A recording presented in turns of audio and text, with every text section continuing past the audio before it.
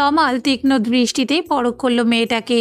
মেয়েটার মুখে হালকা রাগ আর বিরক্তি স্পষ্ট, কারণ জানা নেই তার। কিন্তু এই মেয়ে কি তাকে বেয়াদব ডাকা কখনোই বন্ধ করবে না? মেয়েটার সাথে এক রুমে আর থাকতে চাইল না তমাল। চোখ সরিয়ে দরজার দিকে এগিয়ে যেতে যেতে প্রতি উত্তর দিল, তোমার ভাবি আমার সাথে যাবে, তাই তার অপেক্ষা। ছেলেটাকে যেতে দেখে রায়া বিছানা থেকে নেমে দাঁড়ালো। ভাবির সাথে যাবে শুনতেই উৎফুল্ল হলো। ছেলেটার পিছু দৌড়াতে দৌড়াতে সাহসে আওড়ালো, সত্যি ভাবি যাবে?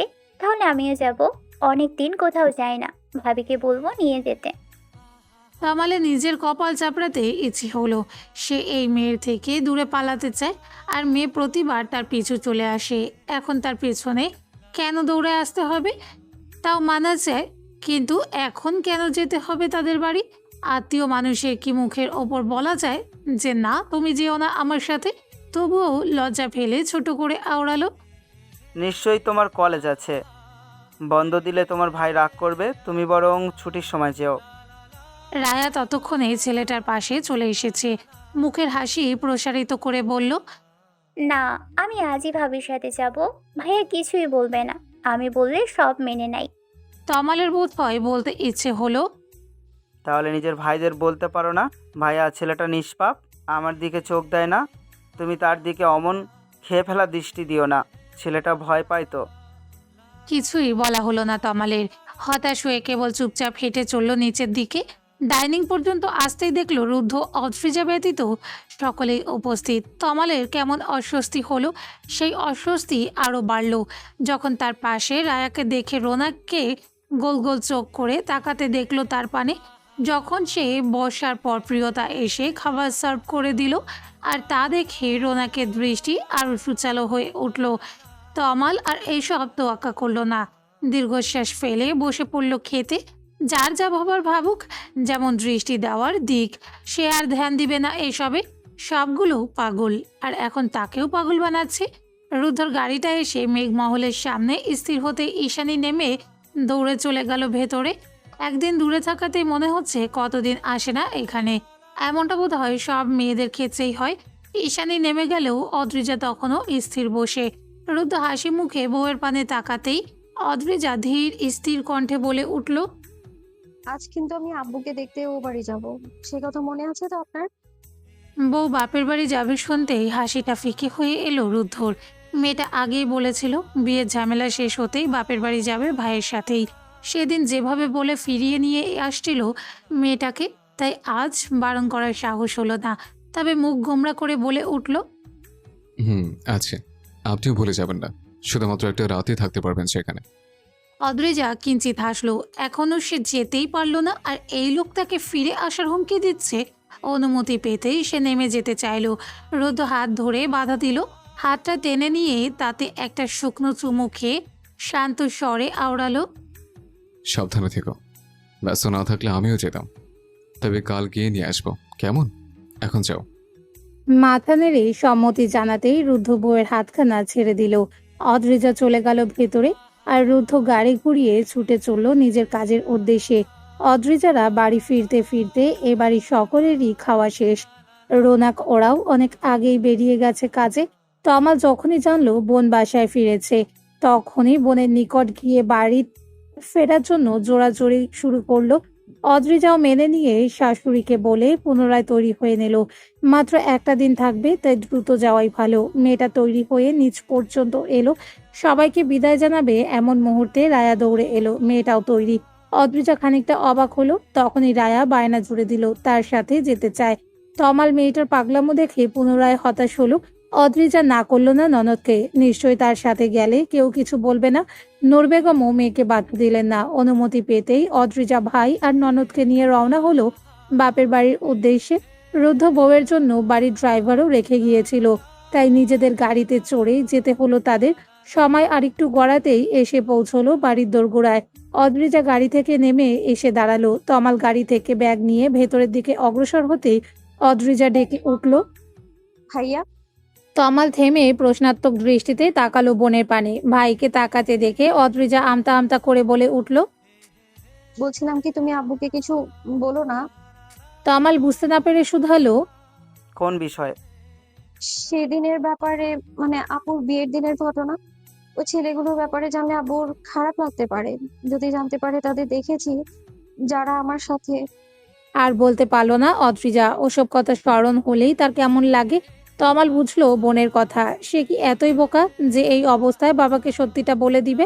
দীর্ঘশ্বাস ফেলে ছোট করে কেবল দুটো শব্দই উচ্চারণ করলো। ভিতরে আয়। সামান্য কথাতেই যেন অদ্রিজা স্বস্তি পেল। বাবাকে দেখার জন্য আর তর সইল না। ননদের হাতখানা আঁকড়ে ধরে দ্রুত পা চালালো ভেতরে যাওয়ার জন্য। সারাটা দিনই কাটলো বাবার সাথে পার করে, কত কথা, কত গল্প। গল্প করতে করতে ভুলেই বসেছিল সাথে ননদ এসেছে। গোলগুলির ছায়া নেমে এসেছে ধরণীতে। সেইক্ষণে অদ্রিজা বাবার রুম থেকে বের হলো। আরাব সাহেবের শরীরটা আগে থেকে অনেকটাই ভালো। একা চলতেও পারে, তবে একা ছাড়েন না তমালিকা বেগম। আর অদ্রিজাও বারবার বাবাকে সাবধান করেছে যেন একা না চলে, সাবধানে থাকে যেন। আরব সাহেব মেয়ের পাগলামো দেখে শুধু হেসেছিলেন।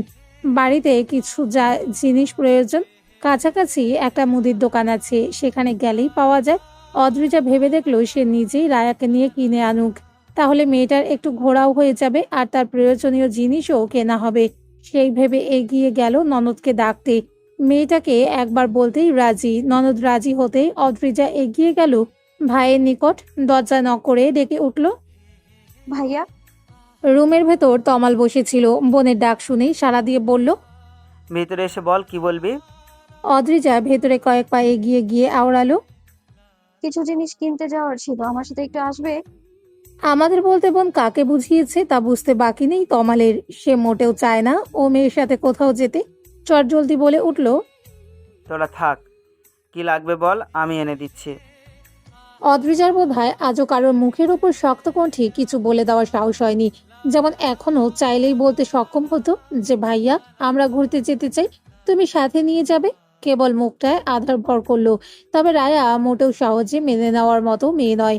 তার সকলের কথা তার সকালের কথা বেশ মনে আছে। তাই ছেলে নিশ্চয়ই তার জন্য বাদশাচ্ছে। ভাবের আড়াল থেকে বেরিয়ে শক্ত কণ্ঠে বলে উঠল।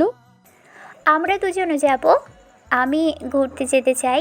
আপনার যেতে না ইচ্ছে হলে যাইয়েন না, কিন্তু আমরা অবশ্যই যাব। ভাবি চলো তো। কথা শেষ করেই ভাবির হাত টেনে নিয়ে বাইরের দিকে হাঁটা দিল রায়া। তমাল হতাশ হয়ে উঠে দাঁড়ালো। এ মেয়ের সাথে পারা তার কাম্য নয়। একেবারে জেদি নাম্বার 1। উপায় না পেয়ে নিচেও গেল তাদের পিছু। পরন্ত বিকেল, প্রকৃতি জুড়ে ঠান্ডা হাওয়া বইছে। রাস্তায় বেরোতেই অনেক মানুষের দেখা মেলে। নরম বিকেলের আলোয় গাছে ঘেরা রাস্তাটা হাঁটতে কারোরই খারাপ লাগছে না। রায়া ভাবির হাত ধরে হাঁটছে আর নানান রকম বকবক করেই চলেছে। তমালের চোখ দুটো না চাইতেও সেখানে উপনীত হয়। মেয়েটার কথা শুনতে ভালোই লাগে, কেমন বাচ্চা সুলভ কথা বলে। শুনলে না চাইতেও হাসির রেশ ফুটে ওঠে ঠোঁটের কোণে। আবার মনে প্রশ্ন জাগে, একটা মানুষ এত কথা কিভাবে বলতে পারে? কষ্ট হয় না বুঝি? প্রায় আধা ঘন্টা পায়ে হেঁটে ঘুরে ফিরে তারপর এলো প্রয়োজনীয় জিনিসগুলো কিনতে। কেনা শেষ করে পুনরায় বাড়ির পথে রওনা হলো। রায়া এবার ভাবির হাত ছেড়ে আশেপাশে দেখতে দেখতে হাঁটছিল। পথে মানুষের আনাগোনা খারাপ না, রায়া বোধহয় তেমন খেয়াল করছিল না। মেয়েটা হঠাৎ একটা লোকের সাথে ধাক্কা খেলো। ভর সামলাতে না পেরে পড়ে গেল নিচে। সামনের লোকটাও বোধহয় খেয়াল করেনি। ঘটনা চাক্ষুষ করতেই দৌড়ে এলো তমাল। চিন্তার পাশাপাশি রাগ হলো প্রচুর। তবে তার রায়ার প্রতি নাকি ছেলেটার প্রতি বুঝলো না। মেয়েটাকে টেনে তুলে রাগ দেখিয়ে আওড়ালো। স্টুপিড, দেখে চলতে পারো না? এভাবে কিভাবে ধাক্কা লাগে? বাচ্চা কি তোমাকে সাধে বলি? লেগেছে কোথায়? রায়ার মুখখানা একটুকু হয়ে গেল। সে ব্যথা পায়নি, তবে ভীষণ লজ্জা পেয়েছে। কয়েকজন পথচারীরাও বিষয়টা খেয়াল করেছে। এটাই মূলত লজ্জার বেশি কারণ। তাছাড়া এই লোক তাকে কেন বকছে? সে কি ইচ্ছে করে পড়েছে নাকি? আর পড়লেও এই লোকের কি? মুখ গোমরা করে মাথা নেড়ে না বুঝালো। জবাব পেয়ে তমাল রেগে তাকালো সামনে স্থির দুটো পুরুষের পানে। পড়ে যাওয়ার পরেও ভাবিকে কাছে এগিয়ে আসতে না দেখে রায়া অবাক হয়ে ভাবির পানে তাকালো। ভাবিকে কারোর পানে অবাক হয়ে তাকিয়ে থাকতে দেখে সেই চোখ বরাবর তাকালো মেয়েটা। তখনই নজরে পড়ল স্বল্প পরিচিত দুই ছেলেকে। এরা সেই ছেলে যার কয়েক মাস আগেই তাদের পথ আটকে বিশ্রী কথা শুনিয়েছিল। আজ তাদের একজনের সাথেই বোধহয় ধাক্কাটা লেগেছে। শেষ পর্যন্ত কিনা এদের সাথেই ধাক্কা খেতে হলো। ভাবি ভয় পায় ভেবে এগিয়ে গেল রায়া। তবে অদ্রিজা আজ ভয়ের চেয়ে বোধহয় বেশি অবাক হয়েছে। যখন ছেলে দুটোকে চিনতে পেরেছে আর দুজনের অস্বাভাবিক দুটো চোখ নজরে পড়েছে, এদের মতো ছেলে দুটো বোধ হয় ওদের চিনতে পেরেছে, তবে নোংরা কথা শোনানোর সাহস হয়নি আজ আর। সেই রাত মনে পড়লে তো এখনো তাদের রুহু কেঁপে ওঠে। তাদের চোখ দুটো কি ভাবেই না, আর ভাবতে পারলো না দুজন। আজ তাদের কোনো ভুল নেই, তবুও ভয় পেল। আবার সেই মেয়ে দুটোর সামনেই পড়তে হলো তাদের। ভয় পেয়ে দুজন একত্রে অদ্রিজার পায়ের নিকট এসে বসে পড়ে হাত জোড় করলো। তিনটি মানুষই যেন এতে চরম অবাক হলো। তাদের বিস্ময় আরো বেড়ে গেল যখন ছেলে দুটো একত্রে বলে উঠল, প্লিজ ম্যাডাম, আমাদের রক্ষা করে দিন। ইচ্ছে করে ধাক্কা দেইনি। আপনার স্বামীকে বলবেন না প্লিজ। আমাদের জন্য চোখটাও নষ্ট করতে চাই না। প্লিজ দয়া করুন ম্যাডাম। অদ্রিজা যেন মাথা ঘুরে উঠল। ভয়ে দুপা পিছিয়ে গেল বটে, কিন্তু মনে প্রশ্ন জাগ্রত হলো, লোক দুটো এমন কেন করছে, আর চোখ নিয়ে কি সব বলছে। আশ্চর্য হয়ে শুধালো, কি করছেন আপনারা? উঠুন। আর এইসব এইসব কি বলছেন? কি হয়েছে আপনাদের চোখে? আমার স্বামীর কথা কেন বলছেন? ছেলে দুটো ভয়ে শুষ্ক ঢোক গিলল। কি বলতে চাইছিল তারা? যদি বলে দেয় তাতেও মরবে, আবার এখন ক্ষমা না চাইলেও মরবে। সেই যন্ত্রণা যে আজও ভুলতে পারেনি তারা। যেজন ধাক্কা খেয়েছিল সে চটজলদি বলে উঠল, কিছু না ম্যাডাম, আমাদের চোখে আঘাত পেয়েছিলাম তাই। প্লিজ আজকের কথা তাকে জানাইয়েন না। আমরা ক্ষমা চাচ্ছি। বিশ্বাস করুন, ইচ্ছে করে ধাক্কা দেইনি। অদ্রিজা মনে হচ্ছে স্তব্ধ হয়ে আছে, মাথায় কিছুই ঢুকছে না। তমাল লোক দুটোর কথা শুনলো, হঠাৎ চোখের সামনে ভেসে উঠল সেদিনের রুদ্ধর অগ্নিমূর্তি। আর এই ছেলে দুটোও তো তার বোন আর বউকে বিরক্ত করেছিল। তাহলে কোথাও রুদ্ধই কি? মাথায় যেন হঠাৎ করেই কিছু খেলে গেল তমালের। তড়িৎ বোনের পানে তাকালো। মেয়েটা দেখেই মনে হচ্ছে কোনো অন্য চিন্তায় মগ্ন আছে। কোথাও তার মতো কিছু মেলানোর চেষ্টা করছে না তো? দ্রুত লোক দুটোর উদ্দেশ্যে ধমক দিয়ে আওড়ালো, কি হচ্ছে কি এসব? কিছু বলেছি আমরা? তাহলে এসব বলার মানে কি? জান এখান থেকে। আর একটা কথা বললে আমি নিজেই এখন দিয়ে দিমু একটা, বলে দিলাম। লোক দুটো ভয়ে কেঁপে উঠল। যেতে বলতেই উঠে দ্রুত কদমে চলে গেল। রায়ার ছোট্ট মস্তিষ্ক যেন অনেক কিছু না বুঝেও অনেক কিছু বুঝে নিয়েছে। কেমন অন্যরকম মনে হলো সব। আর সেদিনের ভাইয়ের সেই কথা, কোথাও তার ভাই? মেয়েটাও দ্রুত ভাবির পানে তাকালো। ভাবির মন ঘোরাতে বোকা হেসে বলে উঠল, আরে ভাবি, কি ভাবছো? ভয় পাচ্ছো? আরে চলে গেছে তো ওরা, ভয় পেও না। এইসব লোকেদের কথা কানে নিতে নেই, এরা কোনোদিনও শোধরায় না। তুমি চলো তো এখান থেকে। তমাল ভাইয়া চলুন, আমরা বাড়ি যাই। শেষ বাক্যটা তমালের দিকে তাকিয়ে তমালের উদ্দেশ্যে বলল। তমাল বুঝে এগিয়ে বোনের উদ্দেশ্যে বলল, চল বাড়ি যাই। এদের কথা বাদ দে, আব্বু অপেক্ষা করছে, চল। অদ্রিজা পা বাড়ালো ভাই আর ননদের সাথে, কিন্তু মনে যেন চলছে হাজারো প্রশ্নের ঘনঘটা। লোক দুটো হঠাৎ কেন বলল? তার স্বামীকে যেন না জানায় কেন? বলল অন্য চোখটা হারাতে চায় না কেন? কেন কেন? এই কেনই যেন অদ্রিজার মস্তিষ্কে ঘন পোকার মতো কুড়ে কুড়ে খেয়ে ফেলছে। বুকটা ছটপট করছে। স্বামীকে নিয়ে খারাপ কোনো ভাবনা আনার কথাও ভাবে না সে, কিন্তু এখন না চাইতেও কত কিছু ভাবছে। কোথাও রুদ্ধ তার থেকে কিছু লুকায়নি তো? লোকটা তো কত কিছুই লুকিয়ে রাখে। না না, সে যা ভাবছে তার রুদ্ধ কখনো করতে পারে না। পেছনে ফিরে লোক দুটোকে আরো একবার দেখলো, মনকে বোঝাতে চাইলো, কিন্তু ব্যর্থ হলো। কি করলে মনটা খানিকটা শান্তি পাবে?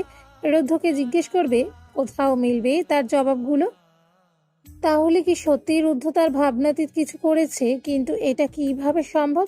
হসপিটাল থেকে আজই রিলিজ পেল সূর্য। এখন অনেকটা সুস্থ, কিন্তু আঘাতের দাগগুলো যেন এখনো স্পষ্ট। আর তা যখনই চোখের সামনে ভেসে উঠছে, তখনই যেন প্রতিশোধের আগুন দাউ দাউ করে জ্বলছে মস্তিষ্কে। সৈয়দ আজগর নিজে এসেছিলেন ছেলেকে নিয়ে যেতে। ওনার স্ত্রী ছেলের জন্য এই কদিনে কেঁদে সার। তবে সূর্য ছাড়া পেয়েও বাবার সাথে গেল না। বাবাকে ফিরে যেতে বলে নিজে অন্য গাড়িতে চড়ে ছুটে গেল অন্য গন্তব্যের দিকে। গাড়িটা এসে থামলো একটা হোটেলের সম্মুখে। গাড়ি থেকে নেমে নিজের ফোনটা বের করে কাউকে কল লাগালো। তারপর সেখানে 5 মিনিট অপেক্ষা করতে একটা ছেলে এসে হাজির হলো। ছেলেটা দৌড়ে এসে তাকে জড়িয়ে ধরে উৎকণ্ঠিত হয়ে শুধিয়ে উঠল, কেমন আছিস দোস্ত? খুবই চিন্তা হচ্ছিল তোর জন্য। ঠিকঠাক আছিস তো এখন? এভাবে জড়িয়ে ধরায় সূর্য বিরক্ত হলো। অসুস্থ থাকাকালীন ছেলেটা মাত্র একদিন তাকে দেখতে গিয়েছিল, আর আজ এমন ভাব করছে যেন সে কতই চিন্তা করে তাকে নিয়ে। ইচ্ছে হলো মাথায় ওই জটলা পাকানো চুলগুলোই টেনে ছিঁড়ে ফেলতে, তবে বন্ধু বিধায় তা করলো না। বিরক্ত বদনে নিজের থেকে ছেলেটাকে সরিয়ে দিয়ে রাগত্ব স্বরে আওড়ালো, দূরে থাক সাব্বির, তোর এই পায়ে পড়া স্বভাব আমার পছন্দ না। এসব মেয়েদের সাথে করবি, ছাড় আমাকে। সাবির সূর্যকে ছেড়ে দিয়ে বোকা হাসলো, সাথে মুখের লম্বা দাড়িগুলোতে হাতাতে শুরু করলো। এটা তার একটা অভ্যাস বটে। সূর্য আরো বিরক্ত হয়ে আগে আগে হাঁটা দিল হোটেলের ভেতরে। সেই দেখা দেখি সাব্বিরও গেল। দুজনে এসে স্থির হলো একটা রুমের সামনে। দরজায় নক করতেই ভেতর থেকে গমগমে স্বরে বলে উঠল কেউ। দরজা খোলা আছে। ছোট্ট শব্দের জবাব পেতেই দুজন ভেতরে প্রবেশ করে দরজাটা লক করে দিল। ভেতরটা দিনের বেলায়ও কেমন অন্ধকার করে রাখা। সূর্য গিয়ে আগে লাইট অন করলো, এতেই রেগে গেল সেখানে আগে থেকে অবস্থান করা জাহিদ। রেগে চিৎকার করে উঠল। আলো বন্ধ কর শালা, অসহ্য লাগছে সব। সূর্য মানল না, এগিয়ে গিয়ে বসলো বেডের এক কোনায়। পাশে সাব্বির গিয়েও বসলো, জাহিদ বসা কাউচের ওপর। সূর্য ছোট করে জবাব দিল, আমি তোর মতো অন্ধকারে থাকতে পছন্দ করি না। না পারলে এখান থেকে চলে যা, তাহলে তোদেরও একে কেটে রেখে দেবো বলে দিলাম। জাহিদের জবাব শুনে রাগ হলো বোধহয় সূর্যের। জাহিদের এই বস হওয়ার ব্যাপার তার মোটেও পছন্দ নয়, কিন্তু কি করার, অনেক দিনের বন্ধু তারা, অনেক ছোট বড় কাজ করে আসছে একসাথে। দীর্ঘশ্বাস ফেলে আওড়ালো, রাগটা আমার প্রতি না খাটিয়ে ওর প্রতি দেখা। আমি কি করেছি? এই প্রশ্নে যেন জাহিদ আরো রাগলো। হালকা ঝুঁকে বসে রক্তলাল চক্ষু নিক্ষেপ করলো, হিসিয়ে বলে উঠল, বুঝতে পারছিস না তুই কি করেছিস, তাই না শালা? লোভ সামলাতে পারিস না। কে বলেছিল ওই মেয়ের শরীরে হাত দিতে? কে বলেছিল মুখটা সবাইকে সুন্দর করে দেখাতে? এসব না করলে আমার বিয়েটা সুন্দর করে হয়ে যেত, আর ওই রুদ্রকে আমি বরবাদ হতে দেখতাম কাছ থেকে। রাগ বিরক্তি দুটোই বেড়ে গেল সূর্যের। নিজেও চিৎকার করে আওড়ালো, সব দোষ আমার হয়ে গেল তাই না? ভুলে যাবি না আমি একা নয়, ওই মেয়ে তোকেও চিনতে পেরে গেছিল। শুনতে পাসনি সবার সামনে তোকে ধর্ষক বলেছিল রুদ্র? না চিনলে কিভাবে বলতো? জাহিদ রেগে আরো আগুন হলো। ধর্ষক শব্দটা শুনে চোখের সম্মুখে যেন সেই অপমান স্পষ্ট ফুটে উঠল। এদের দুজনের ঝগড়া দেখে সাব্বির জায়গা থেকে উঠে এলো, বিরক্তিকর কণ্ঠে আওড়ালো, আরে ইয়ার, তোরা দুজন কেন এভাবে ঝগড়া করছিস? প্লিজ ঠান্ডা হ আর ভাব কে দিয়ে কি করবি। নিজেরা ঝগড়া করলে কি সমস্যার সমাধান হবে? সাব্বিরের কথায় দুজনেই চুপ করলো, তবে রাগটা বোধ হয় কারোরই কমার নয়। দুজন শান্ত হতেই সাব্বির ভাবুক হয়ে বলে উঠল, গাইজ, আমার একটা প্রশ্ন আছে।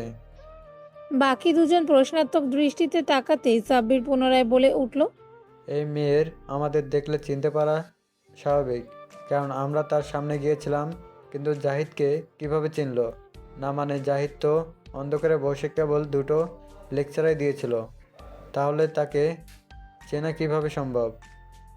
এবার বাকি দুজনও ভাবুক হলো। সত্যিই তো, জাহিদকে অদ্রিজা সেই রাতে ভুল করেও দেখেনি। রায়ার কারণে মারলে কখনোই ধর্ষক বলে আখ্যায়িত করতো না জাহিদকে রুদ্ধ। মানে মেয়েটা তাকে সত্যিই চিনেছিল, কিন্তু কিভাবে? তারা ভেবেছিল জাহিদকে চেনা তো দূর, কখনো সন্দেহই করবে না, কিন্তু হয়ে গেল সব উল্টো। হয়তো এরা জানেই না যে যে মেয়েকে তারা ভুল করে তুলে নিয়ে গিয়েছিল সেই মেয়ের ব্রেইন কত শার্প। সামান্য জিনিস তার খুব ভালো করে মনে থাকে। জবাব না পেয়ে জাহিদ ক্রোধান্বিত স্বরে আওড়ালো, এত কিছু জানার প্রয়োজন নেই, সব ফাঁস হয়ে গেছে। ফাঁস হয়েছে মানে রুদ্র এখন আমাদের পিছু ছাড়বে না। ও কিছু করার আগেই ওর খেলা শেষ কর। হারামির বাচ্চা আমাকে মেরে এখন সবাইকে নিয়ে সুখী সময় কাটাচ্ছে, এটা আমি কিভাবে মানবো? শেষ দুটো বাক্য এত উচ্চ আওয়াজে বলল যে সাব্বির আর সূর্যও কেঁপে উঠল। পরক্ষণে সূর্যও গমগমে স্বরে বলে উঠল, যতদিন না আমি এর প্রতিশোধ নিতে পারছি ততদিন আমি শান্তি পাবো না। কিন্তু যতবারই চেষ্টা করছি কুত্তার বাচ্চাটা ততবারই বেঁচে ফিরে যাচ্ছে। কিভাবে কি করবো এটাই মাথায় আসছে না। ওর ওই বোনকে আমার চাই। কথা শেষ হতে না হতেই জাহিদের মুখে এমন একটা কথা শুনেই থম মেরে গেল অন্য দুজন। সাব্বির বিস্ময় নিয়ে শুধিয়ে উঠল, কোন বোন? যার জন্য সবার সামনে রুদ্র আমাকে মেরেছিল। পুনরায় জাহিদের জবাব পেয়ে সূর্য দীর্ঘশ্বাস ফেলল। ভাবলে ঈশিন বলে উঠল, ভুলে যা ভাই, তোর বোধহয় ধারণা নেই ওর বউয়ের বোন কি পরিমাণ সুরক্ষিত রাখে। দেখলে মনে হয় খোলা পাখির মতো উড়তে দিয়েছে ওদের, কিন্তু একবার চেষ্টা করি দেখ না সফল হতে পারিস কি না। জাস্ট তোর হাত পা ঘুরিয়ে রেখে দেবে ওই শালার এমপি। রুদ্ধর ক্ষমতার কথা শুনে দপ করে জ্বলে উঠল জাহিদের মস্তিষ্ক। কেউ তার থেকে অন্যকে বড় বলছে, তাও কিনা তার শত্রুকে। এটা মেনে নেওয়া বড়ই অসম্ভব যেন। হুঙ্কার ছেড়ে বলে উঠল, কোনো কিছুই অসম্ভব নয়। আমি তো ওদের নিশানায় মিটিয়ে দিব। ওর বউ কলঙ্কিত হয়েছে, এবার ওর বোন হবে। দেখে নিস তোরা, ছাড়বো না একটা কেউ। সফল হতে পারবে কিনা তা জানা নেই, কিন্তু এসব শুনতেই সূর্যের মস্তিষ্ক যেন শান্তি পেল। এই এক কাটা তাদের পথ থেকে দূর হলে, তাদের পথ একেবারে পরিষ্কার না হলেও নিশ্চিত নিজেদের কাজ করতেই সক্ষম হবে, এটা নিশ্চিত। সাব্বির এবার সহজভাবেই দুজনের উদ্দেশ্যে শুধালো, তা ভেবেছিস কিভাবে কি করবি? কোনো প্ল্যান করেছিস? সূর্য কোনো জবাব দেওয়ার পূর্বেই জাহিদ বলে উঠল, আপাতত আমার সব ইনফরমেশন চাই। ওর ভাই বোনকে কোথায় যায়, তাদের কতটা প্রোটেকশন রাখে রুদ্র, সব খবর চাই আমার। আর আমি কদিনের জন্য অ্যাব্রোড যেতে চাই, দরকার আছে খুব। কিন্তু ওই রুদ্রকে শেষ করার একটা চান্সও যেন হাতছাড়া করিস না। দুজন বেশ বুঝলো জাহিদ কি বলতে চাইছে, কিন্তু জাহিদের দেশ ছাড়ার বিষয়টা যেন সূর্যের পছন্দ হলো না। খানিকটা ভারী স্বরে বলল, এখন কেন দেশ থেকে যাচ্ছিস? কোথাও রুদ্রকে ভয় পাচ্ছিস না তো? প্রশ্নটা শুনে জাহিদ অধর প্রসারিত করে বিকৃত হাসলো, মাথাটা এলিয়ে দিল কাউচের ওপর। একরাশ ঘৃণা আর রাগ নিয়ে বিড়বিড় করে আওড়ালো, ভয়? এবার ভয়ও আমাকে ভয় পাবে। রুদ্র শেষ না দেখা পর্যন্ত এই জাহিদ নিজের উদ্দেশ্য ভুলবে না। I just want hit destruction. ক্যালেন্ডারের পাতায় বদলেছে আরো একটা মাস, সেই সাথে বদলেছে অনেক কিছু। আবার কত কিছু রয়ে গেছে সেই আগের মতোই। অদ্রিজা তার পরের দিনই বাপের বাড়ি থেকে ননদকে নিয়ে ফিরে এসেছিল। মনে সংশয়টুকু মনের মাঝেই পুষে রেখেছে সে। স্বামীর কাছে ব্যক্ত করার আর সাহস হয়নি। রোনাপ্রিয়তার সংসার চলছে খুনসুটি ভালোবাসার মধ্য দিয়ে। সবাই সাধারণভাবেই দিন কাটছে। নিয়মিত সবাই ভার্সিটি যাচ্ছে। এর মাঝে তেমন কিছুই হয়নি। দেখে মনে হয় সবকিছু কত সহজ আর সাধারণভাবে চলছে। ইলেকশনের আর বাকি আছে মাস দুয়েকের মতো। রুদ্ধর ব্যস্ততা বেড়েছে শতগুণ। বাড়ি ফেরে অনেক রাত করে, ফলস্বরূপ বউকেও আজকাল সময় দেওয়া হচ্ছে না তার দ্বারা। অদ্রিজাও নিজেকে স্বামীর ব্যস্ততার সাথে মানিয়ে নিয়েছে। একজন এমপিকে নিয়ে বিয়ে করলে এতটুকু তো তার সহ্য করতেই হবে। ঈশানী সংসারে এখনো অভিমানের ঘনঘটা। বেচারা নাসিম আজও পারেনি বউকে মনের কথাগুলো বলে উঠতে। ভাইয়ের সাথে সাথে তারও বেড়েছে কাজের চাপ। রাত করে বাড়ি ফিরতে হয় বিধায় ঈশানীকে মেঘমহলেই রেখে আসে বেশিরভাগ সময়। এতে যে মেয়েটার অভিমান আরো গাঢ় হচ্ছে তা সে ভালোই বুঝতে পারে। কাল রাতেই ঈশানী ফিরেছে ফ্ল্যাটে। আজ খুব ভোরেই ঘুম ভেঙে গেল তার। ফ্রেশ হয়ে রুম থেকে বেরিয়ে এসে দেখলো স্বামীর রুম এখনো বন্ধ। মানে ছেলেটা এখনো ওঠেনি। ফেরেই কত রাত করে, ওঠেও ভোরে। তবে আজ দেরি হচ্ছে। তার যতই অভিমান থাকুক, চিন্তা ঠিকই হয় লোকটার জন্য। কিন্তু ইলেকশনের আগমনে ব্যস্ততা বাড়বে, এটাই স্বাভাবিক। ঈশানীর মাথায় আজ হঠাৎ অন্য খেয়াল চাপলো। বিয়ের পরে এখনো পর্যন্ত সে একদিনও রান্না করেনি। ছেলেটাই ভোরে উঠে রান্না করে রেখে যায়। আজ ইচ্ছে হলো সে কিছু রান্না করুক স্বামীর জন্য। বিয়ের পর যে কদিন মেঘমহলে থেকেছে, প্রতিদিন দুই ভাবি আর মামির সাথে কিচেনে থেকেছে, যাতে রান্নাটা একটু আয়ত্ত করতে পারে। ঈশানী কিচেনে গিয়ে প্রয়োজনীয় জিনিস বের করে সুন্দর করে কাটতে শুরু করলো। ওভেনে কড়াই বসালো রান্না করার উদ্দেশ্যে। যতটুকু পারলো নিজের মতো রান্না করতে লাগলো মেয়েটা। নাসিমের ঘুম ভাঙতেই দ্রুত ফ্রেশ হয়ে কিচেনের দিকে এগিয়ে গেল। রান্না শেষ করে মেয়েটাকে ভার্সিটিতে দিয়ে তারপর অফিসে যেতে অনেক সময় লেগে যাবে। ইস, সে কেন এত ঘুমালো আজ? ভাবতে ভাবতে কিচেনে প্রবেশ করতেই টাস্কি খেলো নাসিম। এ যেন এক ভাবনাতীত দৃশ্য। বুকের ভেতর কেমন করে উঠল। এই দৃশ্য দেখার জন্য সে কতদিন অপেক্ষা করেছিল। মেয়েটা তার জন্য নিজের হাতে রান্না করছে। আহা, এর থেকে সুখের কারণ আর কি হতে পারে তার জন্য? নাসিম ছোট ছোট কদম ফেলে এগিয়ে গেল বউয়ের নিকট। পেছন থেকে জড়িয়ে ধরার সাহস হলো না, তবে দাঁড়ালো একেবারে গা ঘেঁষে। ঈশানী চোখ পাকিয়ে তাকালো, এতে নাসিম কয়েক ইঞ্চি দূরে গিয়ে দাঁড়ালো। বোকা হেসে শুধিয়ে উঠল। রান্না করছেন? দেখার পরেও এমন বেহুদা প্রশ্ন করায় রেগে গেল ঈশানী। খ্যাপা স্বরে বলে উঠল। দেখতে পাচ্ছে না? তাহলে জিজ্ঞেস করছিলেন কেন? নাসিম হতাশ হলো, বুঝতে পারে না কিভাবে মেয়েটার সাথে কথা আগাবে, কি করে একটু একাকী সময় কাটাবে। এভাবে আর অভিমান বাড়িয়ে দূরে থাকা ঠিক নয়। তার বুকটাতে যে শূন্যতা জেঁকে বসে আছে, সেই শূন্যতা মেয়েটার আলিঙ্গনে হ্রাস করতে চায়। পুনরায় আমতা আমতা করে বলল। তাহলে আমি সাহায্য করি।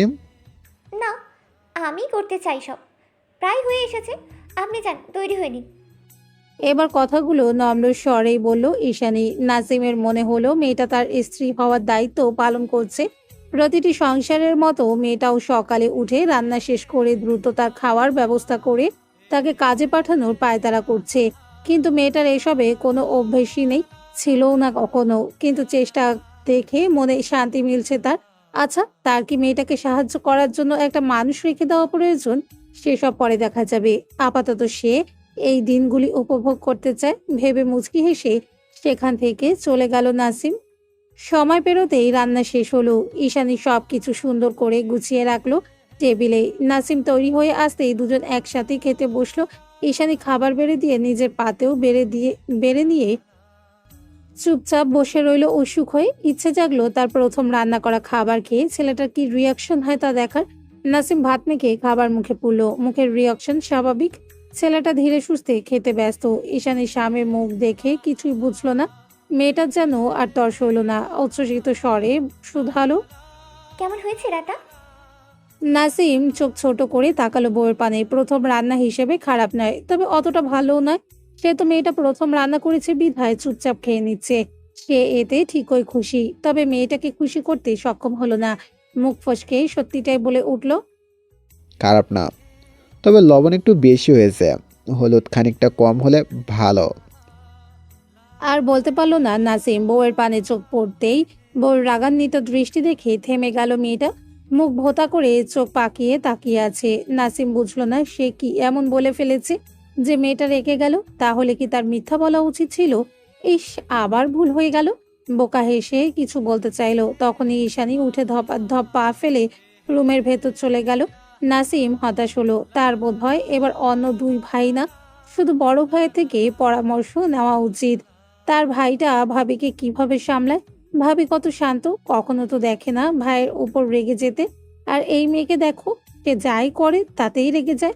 নাসিম খাওয়া ছেড়ে উঠল না। খাওয়ার মাঝে বউকে ডেকে উঠল। এসে খেয়ে নিন ঈশানী। খাবো না আমি। রুমের ভেতর থেকে গুরুগম্ভীর স্বর ভেসে আসতেই হাল ছেড়ে দিল নাসিম। নিশ্চয় মেয়েটার পায়ে পড়লেও এখন আর খাবে না। নিজেও খাওয়া শেষ করে সব গুছিয়ে রাখলো। বাইরে গিয়ে না হয় মেয়েটাকে খাইয়ে আনবে। সব শেষ হতেই বউয়ের রুমের সামনে দাঁড়িয়ে ডেকে বলল। ঈশানী, দ্রুত তৈরি হয়ে আসুন, আপনাকে নামিয়ে দিয়ে আমাকে যেতে হবে। ডাক পেয়ে ঈশানী তেড়ে এলো। দরজা পর্যন্ত হিসিট করে বলে উঠল। সারাক্ষণ এত ঈশানী ঈশানী করেন কেন? হ্যাঁ, কে দিয়েছে আমার নাম ধরে ডাকার অধিকার? নাসিম যেন বোকা বনে গেল। এতই রেগেছে যে এখন নাম ধরে ডাকতেও ভুল ধরছে মেয়েটা। উপায় না পেয়ে বলল। ঠিক আছে ইস্যু, যান দ্রুত তৈরি হয়ে আসুন। ঈশানী একই রাগত্ব স্বরে আওড়ালো। খবরদার, যদি আমাকে ইস্যু বলে ডেকেছেন তো এই নামে শুধু আমার ভাইয়েরাই ডাকে। নাসিম হতাশ হয়ে বলল। ওকে মেঘরাপু, প্লিজ তৈরি হয়ে আসুন। খবরদার, যদি আমাদের মাঝে মেঘকে টেনে এনেছেন তো। ওকে পেট। তর্কে তর্কে মুখ ফসকে পেতনি কথাটা বলতে গিয়েও থেমে গেল নাসিম। এই সে কত বড় ভুল করতে যাচ্ছিল আবার। এখন তো তার ওপর বোমা বিস্ফোরণ হতো। একটুর জন্য বেঁচে গেছে সে। বউয়ের রাগ ভাঙাতে গলা খাকারি দিয়ে কণ্ঠ খাদে নামিয়ে বলল। ডার্লিং, হ্যাঁ এটা ঠিক আছে। ডার্লিং আমার, প্লিজ তৈরি হয়ে নিন। নাসিম ভাবলো এতে বোধহয় বউয়ের রাগ ভাঙবে, কিন্তু হলো উল্টো। ঈশানী আর খেপে গেল। মুখ বিকৃত করে আওড়ালো মেয়েটা। ছি, নামের কি সিরি? নিশ্চয় বিয়ের আগে প্রেম করে মেয়েদের সাথে এভাবেই ফ্ল্যাট করেছেন। কি ভেবেছেন আমি এত গলে যাব অন্যদের মতো? নাসিমের মুখটা কাঁদো কাঁদো হয়ে গেল। অবস্থা এমন যে ছেড়ে দে মা, কেঁদে বাঁচি। সবকিছু জানার পরেও কি সব বলছে মেয়েটা। এই মেয়ের মন গলাতে আর কি কি করবে সে? দীর্ঘশ্বাস ফেলে বুকে এক হাত চেপে মাথাটা হালকা ঝুঁকিয়ে অনুরোধের স্বরে বলল, ভুল হয়ে গেছে আমার। এবার অধমের উপর দয়া করুন ম্যাডাম। আমার দেরি হচ্ছে, সাথে আপনারও। ঝগড়াঝাটি রাতে করি প্লিজ। ইস, ছেলেটা আগে তার সাথে পায়ে পা মিলিয়ে ঝগড়া করতো, কিন্তু এখন সে কিছু বলাতেই একেবারে ভেজা বেড়াল হয়ে যায়। আহা, স্বামীর মাথা ঝুঁকিয়ে থাকায় আড়ালে হাসলো ঈশানী। এখন মনটা হালকা লাগছে, ঝগড়া না হলেই যেন বোরিং লাগে। সে তৎক্ষণাৎ চলে গেল তৈরি হতে। নাসিম মাথা উঁচিয়ে বউকে আর না দেখে স্বস্তির শ্বাস ফেললো। দূরে গিয়ে অপেক্ষা করলো। ঈশানী তৈরি হয়ে আসতেই দুজন একসাথে বেরিয়ে পড়লো ফ্ল্যাট থেকে। নিচে এসে নিজের বাইকটাতে চেপে বসলো। ঈশানী পিছনে উঠে বসে একটা হাত দিয়ে নাসিমের কাঁধে আঁকড়ে ধরলো। এতে নাসিমের অধর প্রসারিত হলো। বাইকের দর্পণের মাঝে বউটার মুখখানা এক পলক দেখে নিয়ে গর্বের সহিত আওড়ালো, আপনি বলেছিলেন আজীবন অন্যের বউকে দিয়ে নিয়ে আসা করতে করতেই কেটে যাবে আমার, কিন্তু আজ দেখুন আমি আমার বউকে রেখে আসতে যাচ্ছি। ওসব তো সে মজা করে বলতো বা কখনো কখনো অভিমানে। আর স্বামীর মুখে কথাটা শুনে হাসি পেল ঈশানীর। হাসলো, তবে তা নাসিমের চক্ষু আড়ালে। মুখে সেই রাগী ভাব ফুটিয়ে আওড়ালো, এতে এত গর্ব হওয়ার কিচ্ছু নেই। চুপচাপ গাড়ি চালান। এসেছে বড় বাহাদুরি দেখাতে। হ্যাঁ। নাসিমের হাসি ফিকে পড়ল না, বরং আরো প্রসারিত করে বাইক ছুটালো। গতিবেগ খানিকটা বেশি করলো, ফলে মেয়েটা তাকে আর একটু শক্ত করে জড়িয়ে ধরলো। দুজনের মাঝে আর কথা হলো না। পথিমধ্যে একবার থেমে মেয়েটাকে রেস্টুরেন্ট থেকে খাইয়ে আনলো। এক্ষেত্রে আর মেয়েটার জেদ খাটেনি নাসিমের কাছে। তারপর মেয়েটাকে ভার্সিটিতে রেখে এসে নিজেই বাইক ঘুরিয়ে ছুটে গেল পার্টি অফিসের দিকে। রুদ্ধ কাজে ব্যস্ত থাকায় নাসিম কক্ষ থেকে বেরিয়ে এলো। কারোর ডাকে নিচে নেমে একটা লোকের সাথে দেখা হলো। লোকটা নাসিমকে কিছু বলে পুনরায় চলে গেল। নাসিম পুনরায় উপরে উঠে বসে রইল নিজের ভাইয়ের জন্য। রুদ্ধ তখনও পার্টি অফিসে উপস্থিত ছিল না, একটা কাজের উদ্দেশ্যে বেরিয়েছে। কাছাকাছি একটা জায়গায় রুদ্ধ এলো গোধূলি ঢলে যাওয়ার পর। ক্লান্ত পরিশ্রান্ত শরীর নিয়ে এসে বসলো নিজের কেবিনের চেয়ারটাতে। নাসিম সেখানেই উপস্থিত। ভাই আসতেই উঠে এসে এক গ্লাস ঠান্ডা পানি এগিয়ে দিল ভাইয়ের সামনে। রুদ্ধর বোধ হয় এটা খুব করে প্রয়োজন ছিল। খুশি হলো ভাইয়ের কাছে। ঠান্ডা পানিটুকু গলাধকরণ করে নিজের তৃষ্ণা নিবারণ করলো রুদ্ধ। নাসিম ভাইয়ের টেবিলের সামনে চুপচাপ দাঁড়ানো। রুদ্ধ ভ্রু কুচকে শুধালো, কিছু বলবি? নাসিম ভাইয়ের মুখখানা এক পলক তাকিয়ে দেখে গম্ভীর স্বরে বলে উঠল, ওরা ক্রমাগত মেঘের উপর নজর রাখছে ভাই। তুমি এখনো চুপচাপ বসে কেন আছো? কথাটা শুনেই মস্তিষ্ক জ্বলে উঠল রুদ্ধর। শয়তানগুলো তাকে একটু শান্তি দিচ্ছে না। চোখের রং এক মুহূর্তে পাল্টে গিয়ে অন্য রূপ ধারণ করলো। গম্ভীর কণ্ঠে ছোট্ট কয়েক শব্দে শুধালো, আর তোর ভাবি? শুধু ভাবি নয়, পরিবারের সবার উপর ওদের নজর। আর ওই জাহিদের কি খবর? জাহিদের নামটা শুনতেই যেন চিরবির করে উঠল নাসিমের বদন। রাগে চিবিয়ে চিবিয়ে আওড়ালো, এখনো দেশে আসেনি, ওর বাপ আসতেই দিচ্ছে না। হয়তো তোমার জন্যই, তবে দূরে থেকে কলকাঠি নাড়ছে কিন্তু সেই। এমন নয় রুদ্ধ এ বিষয়ে অবগত নয়, তবে এই ইলেকশনের জন্য বোধহয় খানিকটা দমেছিল সে। কিন্তু জানোয়ারগুলোর বোধ হয় জানের মায়া নেই। ব্যাপার না, যখন নিজেরাই নিজেদের সর্বনাশ ডেকে আনতে চাইছে তখন তার কি করার থাকে। রুদ্ধ ঠোঁট দুটো প্রসারিত হলো, একা একা বিড়বিড় করলো, পিপিলিকার বাঁকা গজায় মরিবার ধরে। নাসিমের পানে তাকিয়ে শান্ত গম্ভীর স্বরে ডেকে উঠল। নাসিম। নাসিম উৎসুক হয়ে ভাইয়ের পানে তাকাতেই রুদ্ধ পুনরায় আওড়ালো, হাত ধরে চুলকাচ্ছে কিছু করার জন্য। তার জন্য আমার ওদের চাই, অ্যাজ সুন অ্যাজ পসিবল। বুঝতে পেরেছিস? নাসিমের মুখে হাসি ফুটলো। অর্ধ সত্য জানলেও বাকি সত্য পরে জেনেছে। তবে থেকেই রেগে আছে। সব থেকে বেশি রাগ বোধ হয় ওই জাহিদের ওপর। আরও যেদিন থেকে জেনেছে ওরা বাড়ির মেয়েদের দিকে নজর রেখেছে, সেদিন থেকে রাগ যেন দ্বিগুণ বেড়েছে। অপেক্ষা করছিল কেবল ভাইয়ের একটা আদেশের। তবে অন্য কথা স্মরণ করে শুধালো ভাইয়ের উদ্দেশ্যে, আর জাহিদের কি করবে ভাইয়া? কি আর করবো, অপেক্ষা কর দেশে আসার। বউ আর বোন ছাড়া আবার আমি কারো উপর দয়া করি না। এবার যেন নাসিম বেশি প্রসন্ন হলো। কোথাও মনে দ্বন্দ্ব ছিল, ভাই আবার তার স্যারের কথা ভেবে জানোয়ারটাকে ছেড়ে না দেয়। কিন্তু ভাই আর যাই হোক, বউয়ের ধর্ষণকারীদের ছেড়ে দিবে না, এটা নিশ্চিত। প্রসন্ন মনে আওড়ালো, আজ রাতের মধ্যে কাজ হয়ে যাবে ভাই। একদম ভেবো না, শুধু কি কি করতে চাও তার পরিকল্পনা করো। কথাটুকু শেষ করে নাসিম এগিয়ে গেল দরজার দিকে। কি মনে করে ছেলেটা থেমে দাঁড়ালো, পুনরায় এগিয়ে এলো ভাইয়ের নিকট, সোজা সাপটা বলে উঠল, এসব কাজ মিটে গেলে আমার কিন্তু ছুটি চাই ভাই। ইলেকশনে তুমি জিতবা আমি জানি, তাই অত প্যারা নেই আমার। রুদ্ধর ভ্রু কুঁচকে এলো। হার জিত পরের কথা, কিন্তু এই ছেলে হঠাৎ কাজের মাঝে ছুটি কেন চাইছে?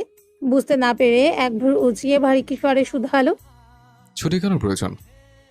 নাসিমের কি খানিকটা লজ্জা লাগলো, বোঝা গেল না, তবে মুচকি হেসে বলে উঠল, তোমার বোনকে নিয়ে হানিমুনে যেতে চাই। ও মেয়ের অভিমানই শেষ হচ্ছে না, তাই অভিমান ভাঙার জন্য বোধহয় এছাড়া আর কোনো উপায় নেই, বুঝেছো? রুদ্ধ চোখ ঘুরিয়ে কিছু খুঁজলো, হাতের নাগালে একটা পেপার ওয়েট খুঁজে পেতেই ছুঁড়ে মারলো ভাইয়ের দিকে। নাসিম বোধহয় কেঁপে উঠলো খানিকটা। সে আবার কি করলো যে ভাই রেগে গেল? পেপার ওয়েটটা ক্যাচ নিয়ে ভাইয়ের পানে অসহায় চাহনি নিক্ষেপ করলো। রুদ্ধ বিরক্ত হয়ে বলে উঠল, লজ্জা করো না এসব আমার সামনে বলছিস? বিয়ের এতদিন আমি পারলাম না হানিমুনে যেতে, আর সে এসেছে কাজের মধ্যে হানিমুন করবে। বের হয় এখান থেকে। নাসিমেরও এবার মনে হলো পেপার ওয়েটটা দিয়ে নিজেই নিজের মাথাটা ফাটাতে। এগিয়ে সেটা পুনরায় টেবিলে রেখে দিয়ে বলে উঠল, এমন করো কেন ভাই? তোমার বোন অভিমান করে থাকলে আমি কি করব বলো? বলে দাও কিভাবে অভিমান ভাঙাবো। রুদ্ধ আরো বিরক্ত হলো। সে ভাই হয়ে এখন বলে দিবে কিভাবে এই ছেলে তার বোনের অভিমান ভাঙাবে? বিয়ের আগে তো প্রেম ভালোবাসা নিয়ে বেশ জ্ঞান ছুটত, বিয়ে হতেই সব হুঁশ। বিরক্তি নিয়ে তীক্ষ্ণ স্বরে বলে উঠল রুদ্ধ, তোর মতো বলদের তার অভিমান ভাঙানো সম্ভব না। দূর হও আমার সামনে থেকে। নাসিমের মুখখানা এতটুকু হয়ে গেল। সে কি আজকাল সবকিছুই ভুল করে? কি চালা! বউও কথায় কথায় রেগে যায়, এদিকে বউয়ের ভাইটাও। তার একমাত্র ভুলের শাস্তি আর কতদিন পেতে হবে এই দুই ভাই বোনের কাছ থেকে? আহ, জীবন তার একাই ভালো ছিল। মুখ গোমরা করেই ছেলেটা বেরিয়ে গেল ভাইয়ের রুম থেকে। অন্তত ভাইকে খুশি করতে ভাইয়ের কাজটা ঠিকঠাক করুক, যদি এতে ভাই খুশি হয়। দয়া দেখিয়ে 2 দিন ছুটি দিয়ে দেয়। আজগর ফ্যামিলি ঢাকায় খুব নামকরা একটা পরিবার। বাড়ির মালিক সৈয়দ আজগর একজন সাবেক এমপি। এবারের ইলেকশনেও পদপ্রার্থী, সবাই তাকে চেনে বা জানে। ওনার দুটোই সন্তান, একটা মেয়ে আর একটা ছেলে। মেয়ে বিয়ে হয়ে দূর দেশে থাকলেও একমাত্র ছেলে সূর্য ঢাকাতেই থাকে। মানুষ তাদের এক নামেই চিনে থাকলেও এদের ভেতরের রং বোধ হয় কারোরই জানা নেই। সৈয়দ আজগর একজন দুশ্চরিত্রবান পুরুষ ছিলেন। এখনো যার স্বভাব যায়নি, কালোবাজারের সাম্রাজ্য বিছিয়েছেন বোধহয় তিনি। আর এইসবের সঙ্গী একমাত্র ছেলে। নিজের সুবিধার্থে ছোট থেকেই ছেলেকে সেভাবে মানুষ করেছেন সৈয়দ আজগর। কোনো কাজে দেননি বাধা। মেয়ের নেশা থেকে মদের নেশা, যখন যা চেয়েছে তাই দিয়ে বুঝিয়েছেন ছেলেকে। ফলস্বরূপ ছেলে তৈরি হয়েছে মানুষরূপী এক শয়তান। সে সাধারণ কিংবা অসহায় মেয়েদের সম্মানহানি করতে একবারও ভাবে না। এই পর্যায়ে এ পর্যন্ত কতগুলো নারী সর্বনাশ ঘটিয়েছে তা বোধহয় জানা নেই তার নিজেরও। এদের মধ্যে অনেক মেয়েকে মেরে ভাসিয়ে দিয়েছে, আর যারা বেঁচে ছিল তার সমাজের ভয়ে, ক্ষমতার অভাবে কখনো কিছু করার সাহস পায়নি। আর যদিও কেউ সাহস করেছে তা সুন্দরভাবে সামলে নিয়েছে সূর্যের বাবা সৈয়দ আজগর। বাপ ছেলে মিলে তৈরি করেছে এক ত্রাসের রাজ্য, যেখানে শুধু তাদেরই রাজত্ব চলে। তবে সবকিছুই ঘটে লোকচক্ষুর আড়ালে। না হলে জনগণ বোধ হয় এমন কাউকে একজন এমপি পদপ্রার্থী হিসেবে দেখার সুযোগই দিত না। শুধু সূর্য একা নয়, তার বন্ধু সাব্বিরও এসবের সাথে বেশ ভালো করে যুক্ত। সেও এক বিশাল বড় বিজনেসম্যানের ছেলে। টাকা ক্ষমতার কারণে একসময় ছেলেটাও হয়েছে অমানুষ। নেশা এমন এক জিনিস যা একবার মানুষকে আঁকড়ে ধরে তো তা আর ছাড়ে না। হোক তা ড্রাগের নেশা কিংবা কোনো নারীর নেশা। প্রায় রাতে ঢাকার বিখ্যাত ক্লাবে আনাগোনা থাকে সূর্য আর সাব্বিরের। এখানে এসে নেশাচ্ছন্ন হওয়া, মেয়ে নিয়ে ফুর্তি করা তাদের যেন অভ্যাসে পরিণত হয়েছে। আজও দুজনে এসেছে একটা ক্লাবে। বাড়ির সামনে এসে একের পর এক গ্লাস মদ গলাধকরণ করছে। মনের আনন্দে এক থেকে এক রমণী লাস্যময়ী রূপে আর নাচ দেখে আনন্দ উপভোগ করছে। লাল নীল আলোর ঝলকানিতে সবাই হারাচ্ছে একে অপরের মাঝে। এমন অনেক সময় হয় দুজন মিলে একই নারীর সান্নিধ্য পেতে মরিয়া হয় তারা। আজও এমন ঘটল। দুজনের চোখ ধারিয়ে উঠল নতুন এক সুন্দরী রমণীর দিকে, যে এখন আবেদনময়ী রূপ ধরে নাচতে ব্যস্ত। থেকে থেকে তাদের পানে তাকিয়ে মোহময় হাসি ছুড়ে দিচ্ছে। মেয়েটার খোলামেলা পোশাক আর শরীরের বিভিন্ন অংশ দেখে দুজনের যেন নেশা আরো চড়ে উঠল। দুজনেই এগিয়ে গেল মেয়েটার কাছে, বিভিন্ন অঙ্গভঙ্গিতে নাচতে শুরু করলো মেয়েটাকে নিয়ে। মেয়েটারও যেন তাদের আশকারা দিল। যখন দুজনেই সহ্যের সীমা পেরিয়ে গেল, তখন মেয়েটাকে নিয়ে হাঁটা দিল বাড়ির সবচেয়ে বিলাসবহুল কক্ষটার দিকে, যা সর্বদা তাদের জন্যই বরাদ্দকৃত থাকে। তবে পথিমধ্যে মেয়েটা বাদ সাধল। মেয়েটা থেমে যাওয়ায় বিরক্ত হলো দুজন। মেয়েটা সূর্যের একেবারে নিকটস্থ দাঁড়িয়ে ঠোঁট কামড়ে ধরে কামনার স্বরে বলে উঠল, এখানে নয়, অন্য কোথাও যেতে চাই, কোনো খোলামেলা জায়গা, সেখানে আপনাদের মন ভরে সুখ দিতে পারি, প্লিজ।